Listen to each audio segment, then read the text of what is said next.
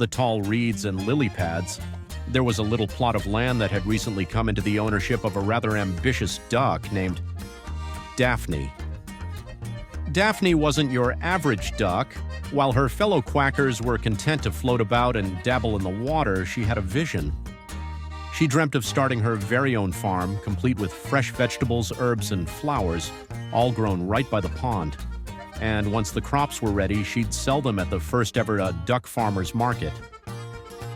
It was an exciting but challenging undertaking. Daphne spent her days in the soil, pecking at seeds, flapping her wings to keep the pesky crows away, and quacking instructions to her team. Her helpers were a motley crew of critters and feathered friends, each with their own peculiar skills. There was Gerald, the overly enthusiastic goose who was in charge of irrigation. Gerald's water skills were impeccable, so much so that he occasionally got a bit too excited and flooded the lettuce beds. But Daphne didn't mind.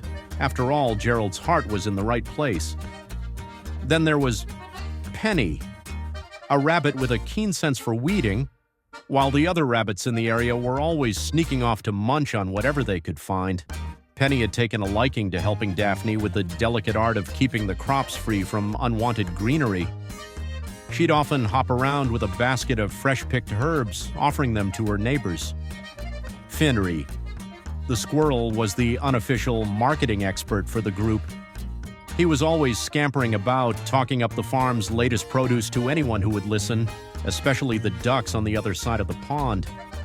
"Fresh corn, sweet water lilies," he'd call out, waving a banner made of old leaves. But the most important part of the operation was Daphne's special touch. She had a knack for growing the juiciest, most vibrant carrots, lettuce, and watercress.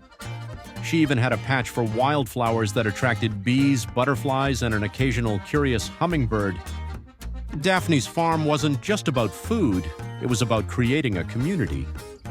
The day of the market finally arrived. The sun was shining brightly and the entire pond seemed to be buzzing with excitement. Word had spread fast through the animal kingdom. Today they'd be able to get their paws, claws, and beaks on some fresh, locally grown produce. The market was set up along a little stretch of shore, with each vendor setting up their stall by the water's edge.